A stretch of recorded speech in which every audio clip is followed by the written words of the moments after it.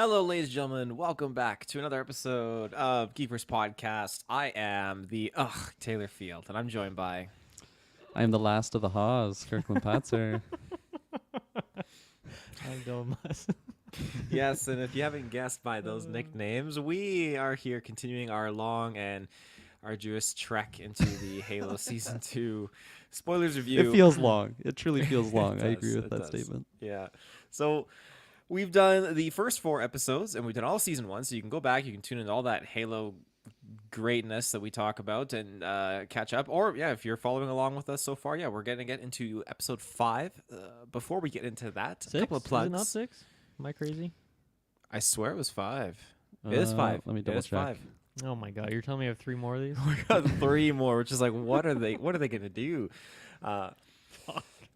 But yes, you can find us with your internet connection in the search bar. GeekVerse.ca is our home base. GeekVerseCast is our Twitter. GeekVerse is our Facebook. You can also support us on Patreon, where you can get ad-free early episodes and content there. And I mean, speaking of Patreon, thank you to our Patreon producers, Aaron Braden, April of Darkness, Jack Grant, Muds, Sam, and T fucking Money. These fine folks just know.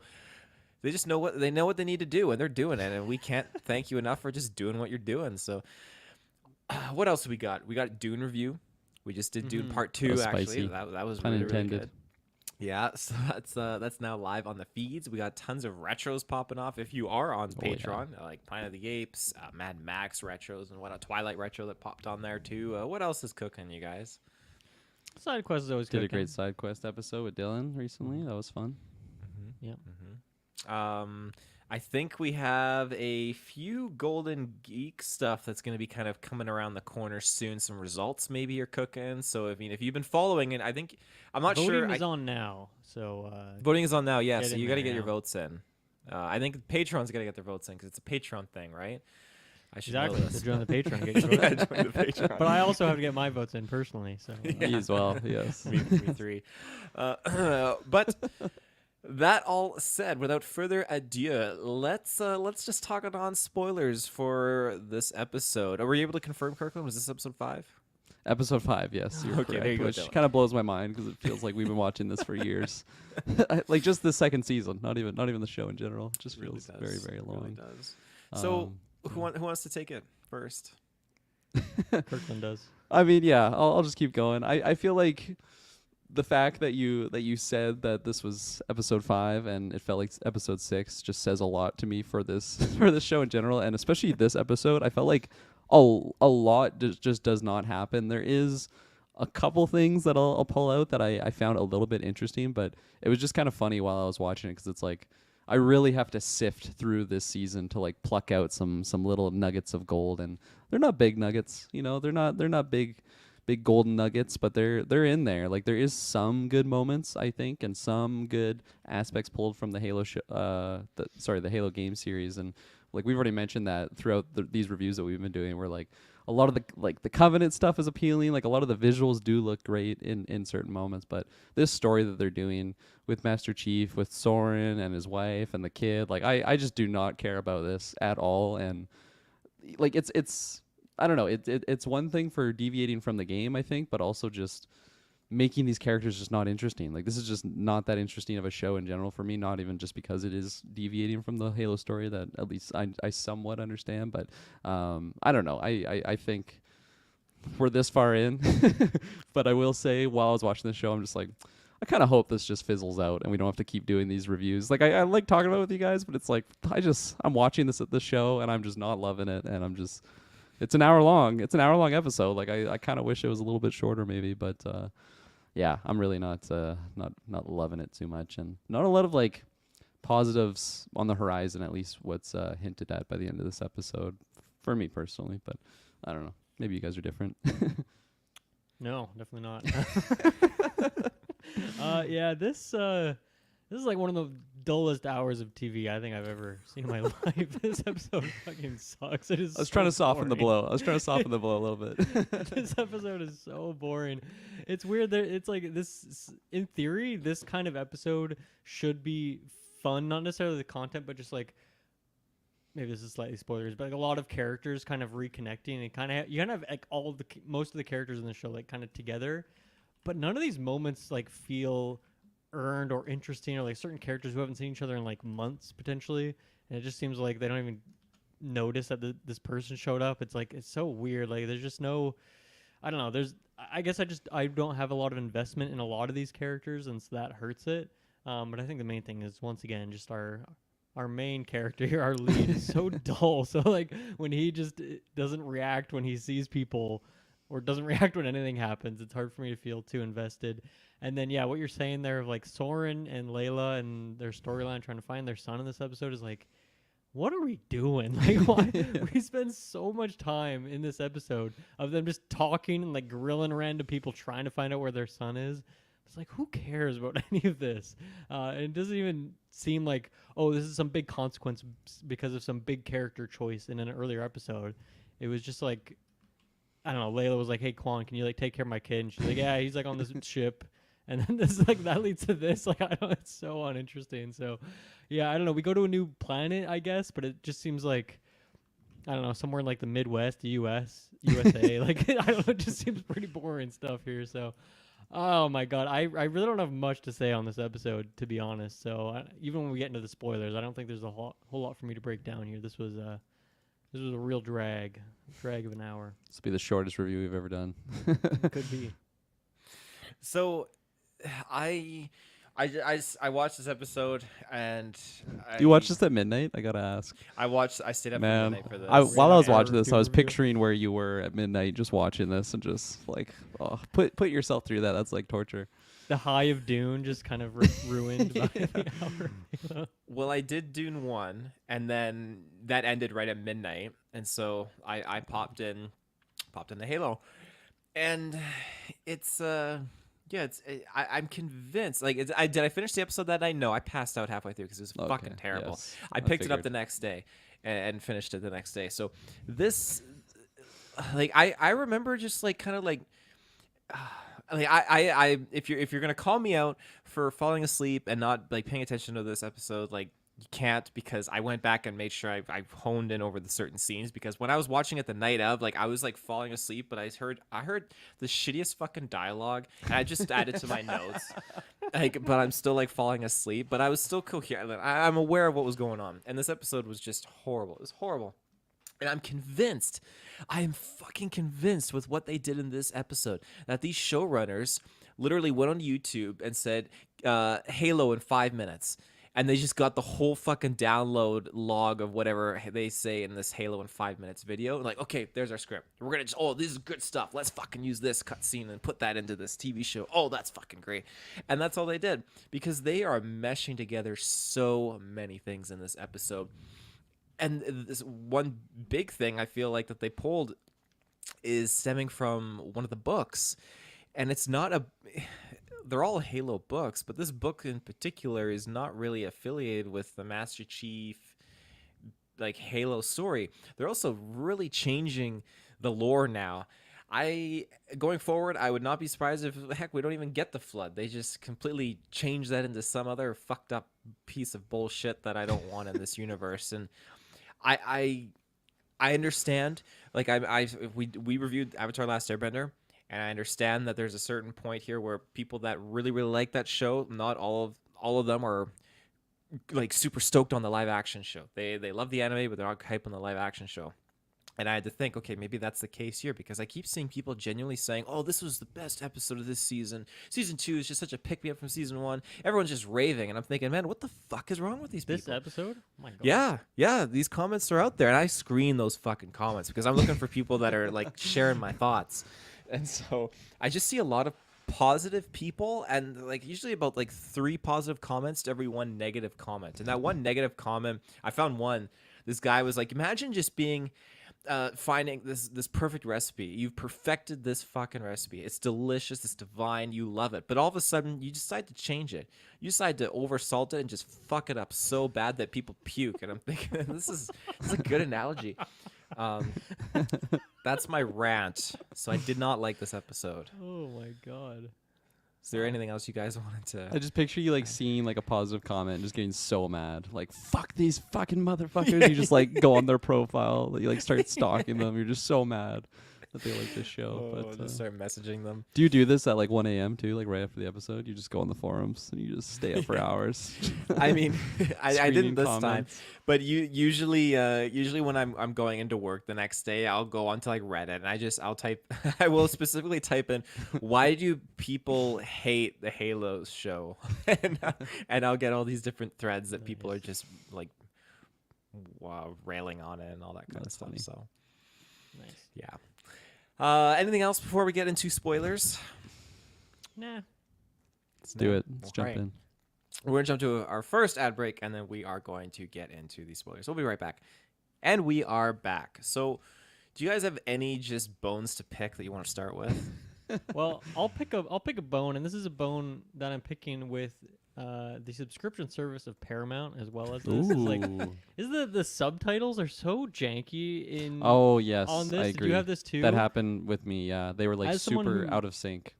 Well, that, but also like I don't use subtitles in general, Okay. like ever. So when you're watching the show, when fucking McKee is talking to the Arbiter, like none of that has any subtitle to it. So it's like, am I supposed to know this language off You by don't heart? speak Sanghelian? No, I really don't. So you're like go in the setting, and then it's way like off sync Yeah. and whatnot, Okay. and then the scene's over. So I'm like, okay, I'll turn the subtitles off because I don't like subtitles. And then like comes back later and there's more, and it's just like, god damn, this like, how do they not have subtitles on this alien dialogue sequence by default? It's so dumb. It's weird too because like you said, like sometimes it is default, but other times it's not. And Right. I'm one that I always have subtitles on. I don't know. I'm probably just deaf. I feel like I have to turn them on to be able to digest everything that they say. But it was good. It was synced until they were speaking Sangheli, and then it would like be totally off. And then I thought that the Arbiter was saying what McKee was saying, and I'm like, this Right. doesn't make any sense because like one person is like looking at another character but not talking, but like words are coming out. Like it was just so strange. So then I turned it off, and then like the regular subtitles popped on, and they were proper, and then I had to like turn them back on. It was annoying. So yes, I'm glad you brought that up. Taylor, are you a subtitle by default user? In the last few months, I've become I guess big on the as subtitles a father, now. with the As a babies father, crying that's and, that's yeah. what drove my I think transfer. same with to- Travis. I think that's what he said. Yeah, What's I your honestly excuse for- can't. No, just kidding. Just I like the anime, you know, and then when I'm usually munching while I'm watching stuff, so it's like I'm crunching so loud I don't hear what they say. I But I have can't the like subtitles. when you're even in the movie theater. I just feel like where are my subtitles? Like I need this to, Especially in like, Dune when they're fucking especially speaking in Dune. like have your bar down. Saudakar. Yeah, any Nolan movie, like please give me subtitles from here Yeah. on out. Goddamn. But Taylor, with those various scenes with McKee and Arbiter, like is that stuff where you feel like they're deviating from source material, like changing the narrative, or is that more with other stuff? That I mean, McKee alone is just a complete deviation from anything that's going Okay. on with this story. There's But never been a character like that in like similar type role in the stories. no, there's been no not. I mean, maybe later on, but as far as I know, at this point in time, humanity literally being and like the Covenant's goal is extinction of humanity. But here they are. They got this one human that can activate Forerunner tech, and they've taken her under their wing. All humans are able to operate Forerunner tech. So the fact that they only have select humans that have this capability just baffles me. So, like you even see it. Like there's a point when the Covenant need to activate some Forerunner tech, and they just capture a human and just make the human do it. But in this case, no, they've just taken in a human child, and raised her as their own kind of a thing. It's fucked up. They don't need to do this. So the idea though of the Arbiter and her, and the Arbiter kind of saying like, hey, okay, we're gonna go out of here because this fucking what is it, Apple Vision Pro fucking plays off the Halo ring, and all of a sudden the Arbiter is like flabbergasted and decides like, okay, they're gonna come after us, and they bounce out of High Charity. Seeing High Charity in the Covenant Armada was wickedly cool. I really thought that was gorgeous. Look cool, but yeah. them just deciding to bounce out now and go and I'm assuming get one of the other seed, the other artifact, and try to find the Halo. It's just they've changed the dynamic of finding the Halo so much. Humanity found it by accident, and the Covenant found the Halo because they followed humanity. And their ships are always able to slip space jump faster than human ships, so they technically got to the Halo just like within mere milliseconds before like, humanity kind of landed there, and so that's how that all those events kind of unfold. But in this, you have Halsey saying like, "You'll lead us to the Halo," stuff like this. I'm thinking, what the fuck is it? Like, what is this? What is this with John? Like some kind of they're treating him like a prophet, like gonna lead them to the Halo. It's just that's not how that works. It's not the story. Yeah, and like, what do we gain from doing that storyline instead? And it doesn't. It's not like that's leading to some really interesting stuff on its own either. So it's deviating for like, I don't know, no noticeable purpose. Mm-hmm. Yeah, they're turning John 117 into the Lisan Al Gaib. He just feels like the messiah of the people, and it just seems like they and yeah. We'll get to Pablo, I guess, but just for McKee and the Forerunner stuff. But that storyline, I feel like at first I was liking the dynamic of the Arbiter and her just being certain people, I guess, that are kind of outcasts on like the like the whole Covenant scale, because we were kind of asking those questions last time that we saw the Arbiter, right? Like, is this Arbiter different than kind of how?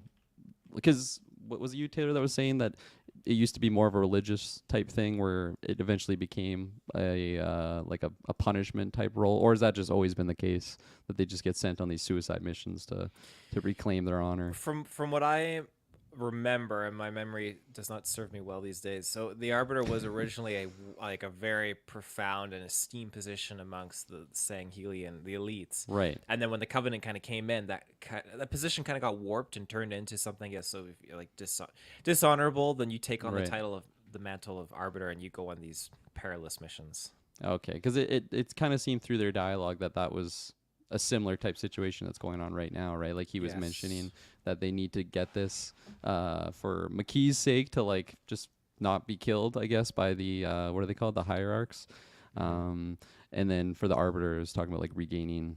It's not necessarily regaining his armor that I said, but something along those lines. So I was somewhat interested in that, but I think I was just confused when, like you said, the Apple Vision Pro pops up and it's just like an ad pop up for Halo, and they're just like, oh, let's just go there, and then Cortana's just standing there, and I felt like I like missed something. I'm like, I guess it was just Cortana that like played that in that moment to She's a just Covenant now. save McKee. Yeah, like I was kind of confused about that. They're using Cortana to try and track down John, though, right? That's like, I'm guessing that's a step they need to do. I don't know where that falls into the Halo part of it, but they just want to kill him, essentially, right? Covenant? I have no idea. Kill John? I think so. They keep calling the demon, unless I'm missing something, right? It seems like that's what the Arbiter wants, and then McKee is just, Yes. I don't know, she's still in love with those cheeks. Yeah. Oh, yeah. She can't forget those cheeks. Yeah. That one fateful night. Yeah, McKee's motivations here, I don't know. Like, yeah, she called the Arbiter off, and the Arbiter didn't end up killing John. He listened, so I don't really know, because if they're trying to find John, I mean, they had him there, but I feel like now I feel like now they're actually actively trying to find the Halo. I think that's what their goal is, and so even at this point, Cortana was supposed to be with them, and oh my God, Admiral Keyes. So I guess that death really did happen because Halsey kind of touched upon it. So now that fallout there is super shitty, because Chief, Keyes, Cortana all together, they arrive at Halo, but now we have Keyes is fucking dead. Cortana's a Covenant worker now, and Chief is in buttfuck nowhere wearing his fucking snowshoes and snow hoodie and all that shit. Like, jeez, it's just crazy. And Reach is gone. Everyone's just saying Reach is destroyed. And you're telling me this? Yeah, I thought we were gonna have a whole other episode on Reach, Yeah. like doing shit there. But I thought so too. But like they got rid of the suits budget so they could do all this other bullshit the story suits that are no one officially cares gone. about. He established it Yeah. again in this episode. Like, They're fully gone. I laughed so hard when they had Soren's wife. I think they're just like going somewhere, and she's like we lost Reach. The city is gone. The planet is gone. It's like it's just such a jump from like one little settlement to just the whole planet. It's just fucking gone. Like I was not expecting the next words out of her mouth to go from one city just fell to like literally the whole planet. It's like it was not a looking pretty country, dire, not though, a in continent. that last shot we got. True. Taylor, how would you feel if Chief found some like Hayabusa armor or something like that? I mean, that would look pretty freaking sweet. I'd be down. But again, what is he gonna? Or some He'll never wear recon the or something. helmet, so it won't even matter. Yeah, it's true.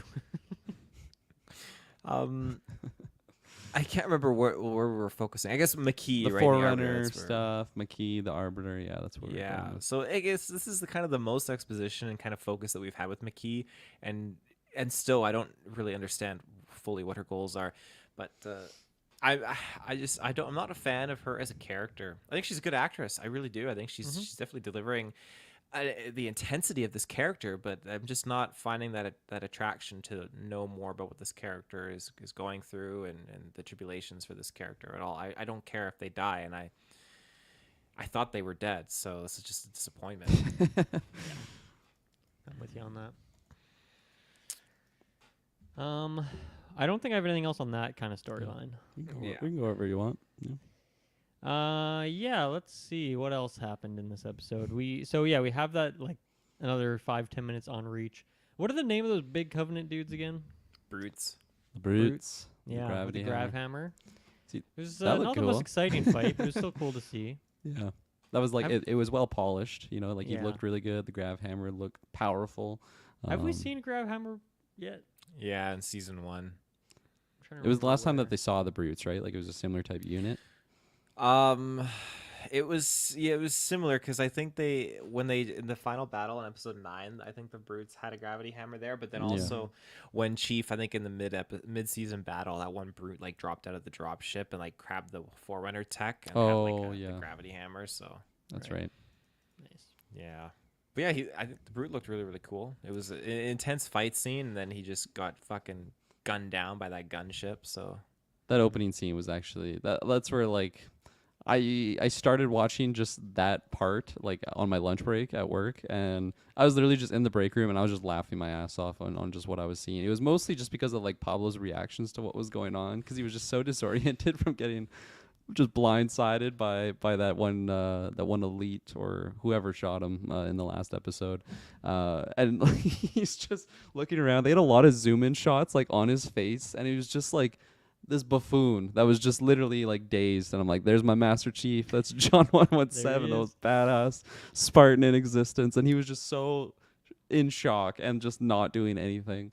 I was just kind of chuckling with that. And then I just could not believe Riz's decision. And like maybe I'm wrong here in like the motivation of like Spartans collecting the body of a fallen Spartan, but like the fact that they were like on the evac trip or on the evac Pelican or whatever it was, like she just runs back out there. Everybody just waits for her. So like she's literally delaying everyone else from escaping and just like putting everyone's lives in jeopardy to grab this dead guy. And then she grabs him and just gets shots herself. And I'm like, are you fucking kidding me? Did they literally I thought just she was kill dead there too, to two be birds with one honest. stone? I thought she was dead 100%. Yeah, and I was just chuckling. I'm like, I can't believe that just happened. Like this is fucking Silver Team or whatever they're called. This is the most badass elites ever. Mhm. You got Master Chief just disoriented. I don't know. It was just a really funny opening for me, even though maybe it's supposed to be really intense and serious. And you know, we talked about like the Brute looked cool, but that was basically the last shot. I also just kind of found it funny seeing Quan with the big minigun type thing. It just was a interesting imagery amongst everything else that was going on.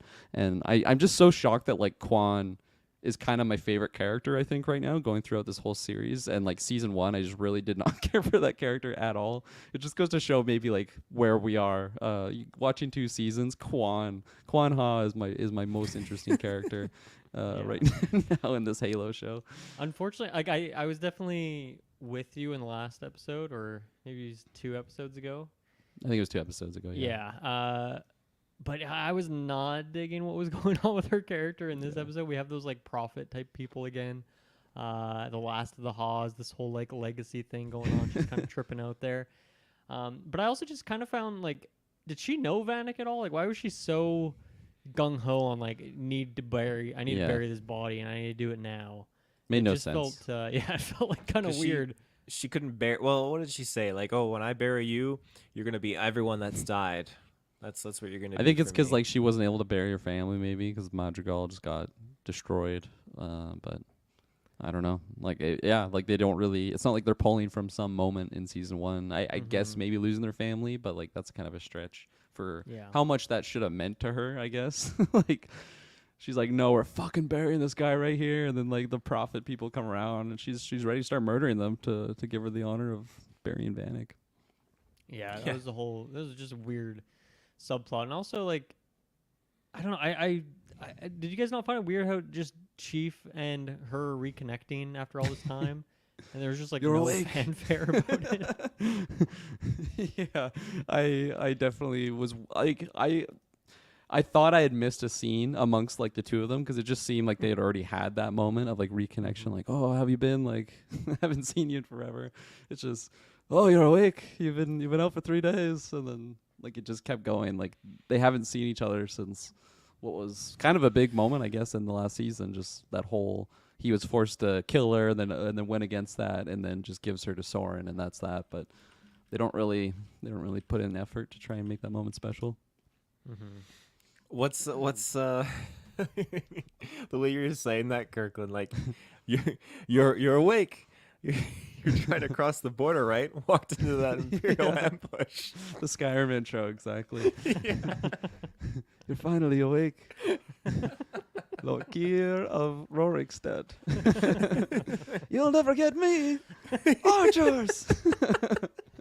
Dragon, there have been dragons in this pod Yeah. for 100 years. God, play that game a lot. Oh my gosh. What you guys said about Quan, like I'm kind of back and forth. I don't like the kind of things that are going on in this episode with her, but there's a character I am liking where she's kind of transitioned from after that first season. And yeah, I would have liked to had a little bit more between her and Chief, and just the kind of engagement, I guess. But Chief is just, he's such a brick wall. He doesn't even he at times he doesn't emote, and other times he really fucking emotes. Yeah, like he's out to lunch. Even again a little bit more with Soren and Quan would have been nice, because I can't even remember if they've actually engaged and chatted in the season at all.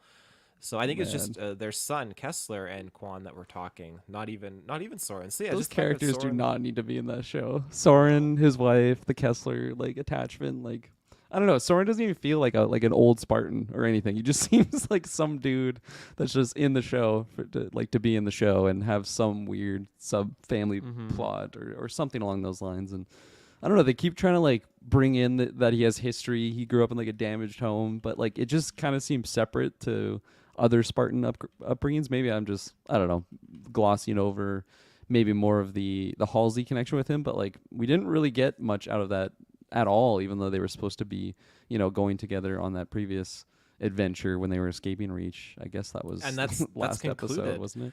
right? Yeah, 'Cause, like, exactly. it doesn't matter anymore. No, it was so shallow. It's like why even have these characters if you're not going to put in a proper effort of like doing them justice? They just like I don't care if they find Kessler or anything. I don't care if that sounds cold-hearted. It's just I'm so not interested in that story at all. And when it's like a different boy than Kessler, I'm like, oh my god, we're gonna have to like dive deeper down this Did that road get of you like by the side surprise? quest. I wasn't expecting it, but like I said, like as soon as he took the helmet off, I'm like, are you kidding me? We're gonna have to like go into next season. Like, are they gonna find Kessler? Like, I don't fucking care. Bring me to the Halo. Bring me to like Master Chief back in his armor. Oh my gosh. We're leading off with Kai, who's like joining Ackerson or something. Like I'm not loving the hints at the next. I got shit to say about that. With Kessler, I immediately knew when like he's running around and the helmet wasn't coming off right away. I'm like, oh, this is not the fucking same kid. And just when the helmet came off, for a split second, the boy looked like he was like a 40-year-old man, like under the helmet. I agree. I think it's because his head just seems so much larger than what Kessler's was. And in my mind, I was like waiting to see Kessler. And I'm like, oh my god, it's a man. Mama, he like plays with it or something. It's just super fucked up. Oh my god. Do you guys feel like Layla and Soren just have like zero chemistry? Like they do Yeah. not seem like a married couple whatsoever. No, not at all. Yeah, no Oh, chemistry. I totally agree. I feel it's a weird thing. I've been in very I mean, I'm sure we've all actually been in very serious situations with our significant others, and just for one of them to say like, "I want you to be sad because I'm sad," we're like, "Man, what is this, high school? The fuck is that bullshit?" No, like if one of us is sad, the other person needs to be strong and uplifting and whatever. And I feel like Soren's doing a good job at trying to, you got to make the best of the situation, and you're gonna still give it your all. It still was in a weird way that he was doing it, but still. And cherry on fucking top, the fact that she just pulls her wig off. And what, we were complaining that maybe the wig should have came off how many episodes ago? We didn't even know she had a wig. Yeah, that she was was weird. walking around like life and death situation, and she's Now's a got good her time fucking to blonde hair. toss this. It's just fucking bullshit. Like, she could have got such an upper hand sneaking around. She's wearing her fucking high heels and fancy suit. We were talking about how noticeable she is, like especially just amongst like the Ravagers or whatever the common folk were on that planet. She stood out like a sore thumb, and she just kept the white wig that we thought was just her hair. Like, my gosh. Ridiculous. Yeah, I feel like I don't know. I see where you're coming from, Taylor, but I also feel like, man, Soren is too way lighthearted about just everything going on. We talked about that last episode. All these quips he was making as fucking soldiers are dying at his feet, and he's like, "Oh, Yeah. I'll take that. Give me that sword." And I felt that same way when they're chilling at the start of the episode when they're at Reach, and Layla shows up, and he can see her in the ship, and he's like, "Oh, I'm not gonna hear the end of this." It's like he I don't know. You would think someone would maybe wonder like, "Oh, I wonder where my son is." Like, I don't see my son. I hope he's okay. Like, try and make sure she's safe and whatnot. But no, he's just always quipping, and so I can understand the frustration when their son is literally missing on some alien planet, and he's still just quipping the whole time. So it is weird. Like, I don't really know. It's hard for me to see what the purpose of Soren is in season 2. Like, season 1, I guess I understand it more, and season 2 it just more seems like, well, he's an established character, and I guess we got to give him some content. So this is like what they're doing, but I just feel like even personality wise, in terms of like the more action heavy like quipping guy, like I feel like Vanek could have done that job just fine. I don't really feel like we need the extra layer of Soren, and he doesn't really bring a lot of interesting stuff with him in terms of Layla and Kessler, who, sorry, I don't care about these kids. Like, I don't care if they find them. It's just weird, and we spent so much time on that in this episode, and as Kirkland said, like, we're set up to spend even more time with it in the next week as well. So buckle up, I guess. Yeah. These characters are they're taking up too much screen time from the actual important stuff that makes Halo, and it's just not. This episode absolutely did not feel like a episode of Halo, with the exception of, I guess, someone being called the Arbiter and looking at a Halo. So that one scene, I'll give it to them. That had Halo energy to it. The rest of it not so much. But yeah, we were talking about Riz earlier. So Riz took some heavy battle damage. Her face is like all scratched up and messed up. And I don't know if she will walk again on her own someday, or if this is like a temporary thing, but it seems like she's ready to hang up her boots and quit and just live on this place, which kind of surprising, 'cause she's been here for all of like 4 hours, and she's like, you know what? This is where I live the rest of my life. Like, it didn't seem like a place that I would instantly see and fall in love with and want to live there. Yeah. But maybe I'm wrong. But I guess I'm just wondering what the future of this character is going to be if she's not going to be part of the action. I mean, at the end of the episode, like, Chief's he's trying to get her to come along. I don't know if she's like pretending like she will, or if she's going to stand up to him. I don't really know what's going to happen there. But Chief he just seems kind of all over the place, because he was giving Riz such a hard time throughout those training, even though he like knew that she was fucking injured, and he's like pushing her to the limits, like, get off your ass, we're running it again. Yeah, we're all gonna shoot you as you climb up that rock, as you just fell like 100 feet, like, run it again. And then he's all like sad that she's about to die, because it's like, oh, I pushed her too hard, and then she's like can barely walk. She just did like emergency surgery, came from just basically the pearly gates, like she was so close to death. And then he's like, we're going. Like, are you coming with us? And then he's just like shocked that she won't come with him. It's just like, fucking let her rest, man. Like, oh my God, you want to kill her so bad. Like, you just push her to the limit even though her body's breaking. I just found that so ridiculous. And then, yeah, like, her just being like, I found it. I found the place I've been looking for. It's like, what are you talking about? Like, you probably never even... I don't know, imagine that you would be putting down your boots, let alone like settling down on this planet. She just seems like this has been the ultimate retirement package. Like she's been looking at this towards this place for so long. And in terms of where we'll see her again, I feel like I wouldn't even be surprised if we never see her again. Like it's literally just she retires, Vanek's dead, we'll never see her again. It'll just be Chief finding Kai, and that'll be like the 1v1. Like I just don't think there's any real place for the rest of Silver Team, which is unfortunate because it's just, I don't know, like they had a lot of potential from Yeah. where they were in season 1.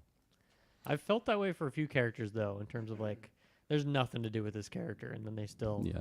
have made up several episode fair. long arcs. So I'm sure we'll get some weird Riz storyline where she becomes like a carrot farmer on this planet. And there's just some weird rabbit that ruins her crops, and then she has to go after these fucking space rabbits. In Or season something. 6, Chief Yeah. will meet up with her again. She'll be like, "You're Yeah, awake." Chief's long You're dead at awake. this point. Every character's dead. It's just Riz in this planet.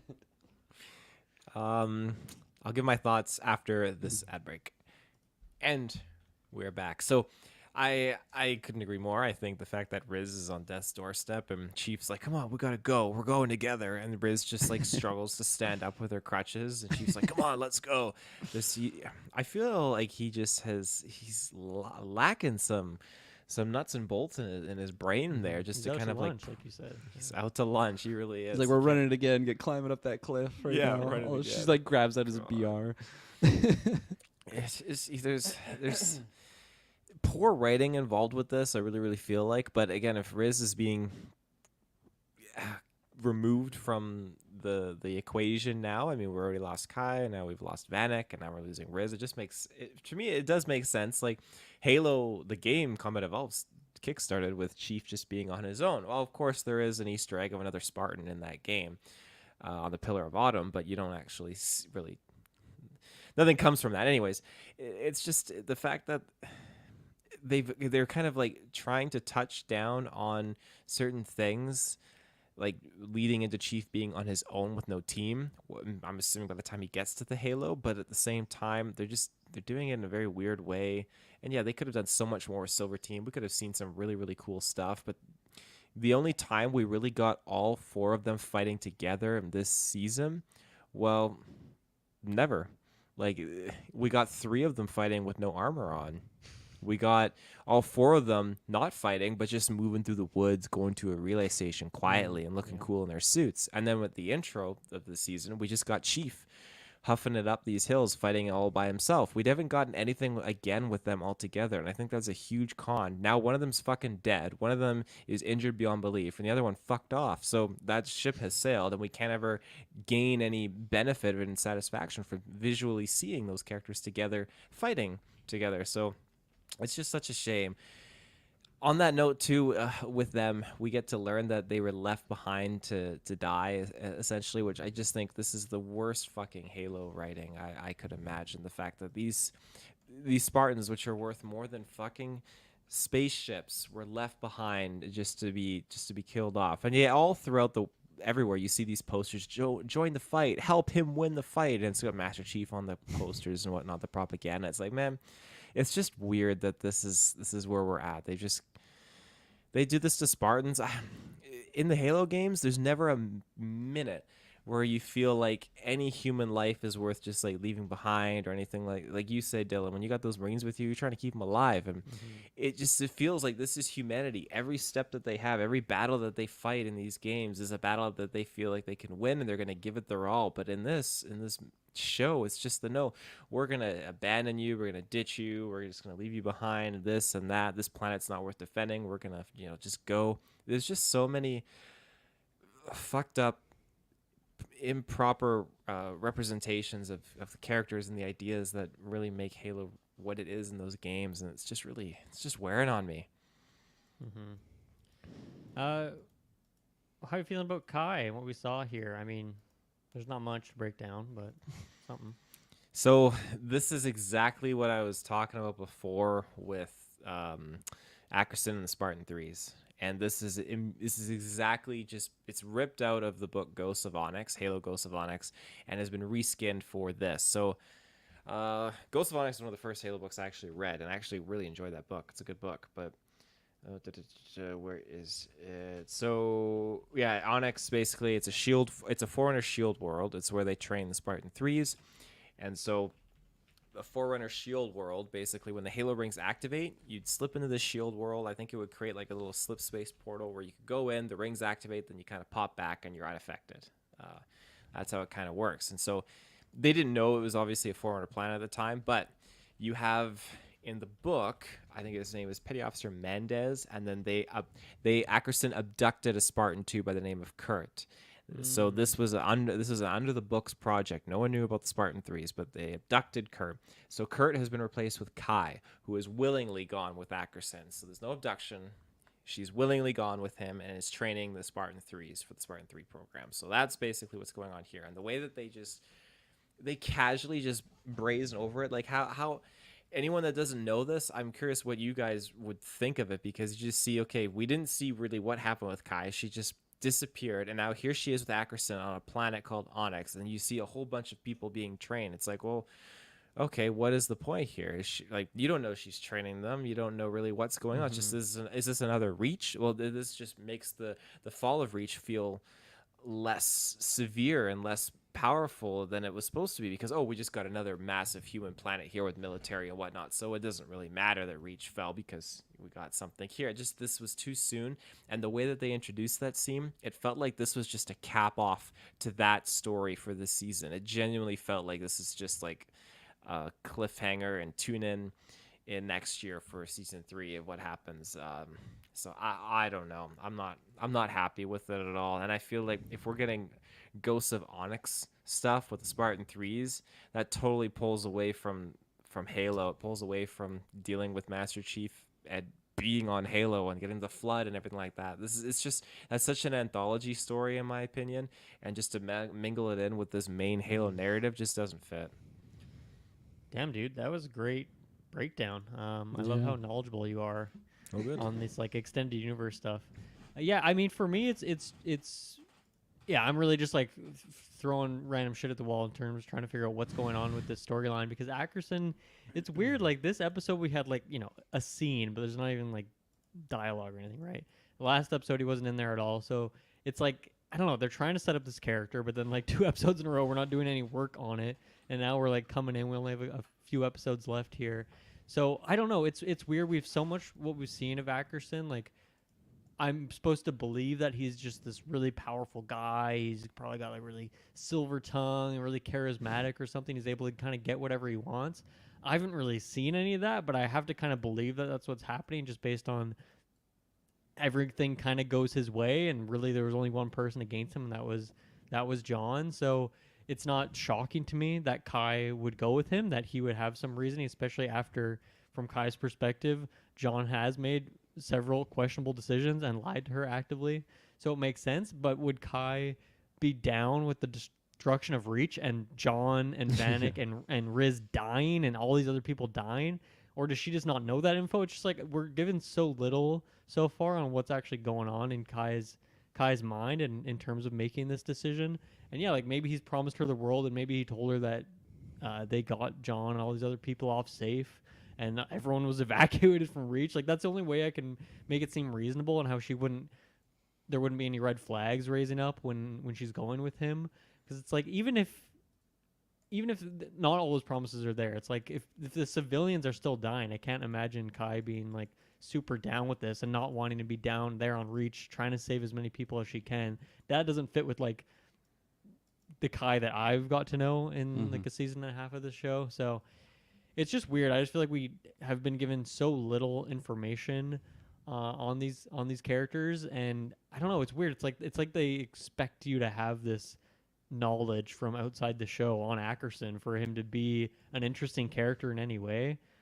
So kind of weird. I'm curious to see how they try and wrap it up in these next 3 episodes. I'm guessing since this Kai Ackerson scene was at the end of this one, that they're trying to say that like, hey, next episode, expect you're finally going to get some more of this content, and hopefully it is meaty and meaningful. And I mean, I haven't really cared much for Ackerson as a character so far, but it still is important to get his motivations and understand why Kai made such a decision. So I appreciate your context there. Taylor. But yeah, it's hard for me to have too much of an opinion until we like get more in the actual TV show. Yeah, I definitely am more in your camp as well, Dylan, just for not having like maybe prior knowledge to what's going on here with Ackerson. Like I just don't really have any attachment, and it's just kind of weird seeing Kai in this position because how you laid out, like if she, the only way that it would make sense is if she somehow believes that the rest of her team like got out, because she's never seemed like someone like I want to lead this team, like I should be Master Chief, I should be the one that's more in the limelight. She just always seems like the number 2 when it comes to Master Chief, and just so loyal to that. And even though like they had, I guess, a little bit of button head moments early on, it just seems like such a leap to where we are now, like leading off, and she's just escaped reach, I guess, and just sided with Ackerson. Like it just seems like a big jump for me to get behind. And it's not even like I'm that invested with Kai, where it's like, oh my god, my favorite character is siding with the bad guy. Like, oh no, like it just, yeah, not enough groundwork I think was laid out for someone like me to fall behind on that. I guess Taylor, like this planet of Illyria, is this a place that you're familiar with? Is this in any of the games or something? Maybe in the Farming books, Simulator but 2024. I'm unfamiliar with it, so it's beyond my realm. Title of the episode too. I was like waiting to Yeah. meet Illyria, like this character. And I'm like, oh no, it's just the planet of the Yeah, ranchers. last episode was called The Reach. Like it seems like the episode's just kind of named after the planet that we're on. It's like a trend we got here 2 weeks in a row. I Ackerson personally don't have ship. That'll be Any other next notes week's on episode. this episode? Yeah, I've depleted. So what do I got here? The wig, Riz there. Halsey giving the eulogy for Vanek. Again, doesn't feel like Halo, and I felt like this just feels fucking weird. I'm not jiving with it. You got all the torch holders around, and I'm sure they're going for something sentimental. And then Chief just says like, "Yeah, put him in the sky." It's like, okay, I'm just not feeling it, Chief. What do I say? Yeah, I mean, even for how much setup we've got for Vanek as a character, and we talked about how he kind of just died and there wasn't much fanfare last episode, but this even felt like overboard or like overkill or like too late even. Like this should have been somehow worked into the same episode as his death maybe, but I was like, okay, Vanek died last week. I've moved on. Like let's do something else. So there's 2 things here regarding Chief as a character, and it bothers me how they tackled this, and this is one of the factors for why I think that okay, they watched a Halo in 5 minutes and just fucking combined everything into the show. So again, Halsey's saying like, you can take us to the Halo, and then says whatever built it, it left something in you. That's how I chose you, which is just, there's so much of all this exposition is just so poorly fucking written. It bothers me. Now, yes, the genetic gene pool, picking these certain humans, all makes sense. That's what they did with the Spartan 2 program. But whatever was left in him, like you come to learn that throughout the games, and with Halsey, that the Forerunners. Okay, here's some major backstory here for Halo. When the Forerunners were accepting that they're going to recede from the galaxy and the universe, they set up a plan that the mantle of responsibility would be passed on to humanity. Humanity would then take on this responsibility of just being the guardians of the universe. And so when the Forerunners did that, that's why humans can activate Forerunner tech, is because this mantle of responsibility is passed on to them, and they seeded this. Now there's a Forerunner called the Librarian, and she basically left accelerators in humanity. She left blueprints, and one of these blueprints is the Spartan program. So all these things she left was for humanity to get to the point where they are at now at an accelerated rate by accessing genetic, like certain things and whatnot, thoughts that she left behind. And so long story short, one of these things that was supposed to be coming along was human augmentation, kind of the human body itself. And Spartans were on that path of achieving that. And so that's another thing that Halsey is trying to talk about here. And that, I mean, that's something that's pulled from Halo 4. And another thing you have from Halo 4 as well, horribly executed scene is like, what I write here. You're not a machine. Basically, Chief is talking about that. himself, and like Halsey's saying like you're not a machine, everything like that. It's just so poorly done, and that is such a one of the moments that brings me to tears when I watch that cutscene in Halo and Halo 4, and I watch it quite a bit actually because it's such an intense scene where Chief loses Cortana and he's just staring at Earth. It's like 5 minutes long. Him just staring at Earth with his helmet on, just taking it in. And then you have this Admiral Lasky or Captain Lasky. Sorry, just he's a guy that just comes up and just basically tells Chief like soldiers aren't machines, they're just people. And Chief doesn't say anything. He like turns his helmet and looks at Lasky and then turns away and looks at Earth. And it's just such a heavy scene. But this is where you have the game starting to explore Chief's humanity. We've gone through 3 titles where he's just like point A to point B, but you follow him because he's the Master Chief, and he is that chief that you see on the posters in this TV show. Join the fight, help fight the Covenant with him, and all that kind of stuff. And now you get into this next sequence of games that really go into that heavy part of his humanity and just transition from him being that robotic soldier to being so much more than that. And I love that. I really, really do love that. I love how the games tackle it. But this show has taken the bipolarness out of all these different games, and just like left and right and up and down and topsy turvy, and I just fucking hate it, and it drives me nuts. So I think that's all that I really had. I think that's exhausted my notes. So those were some of the just stuff that really. I really love hearing bothered you me. talk about Halo lore, man. Like. You're such a I'm good storyteller passionate. with this stuff. Like this is so compelling. I want this level of storytelling in this fucking show. That's really interesting, compelling things. I wish we were getting half of that, quarter of that.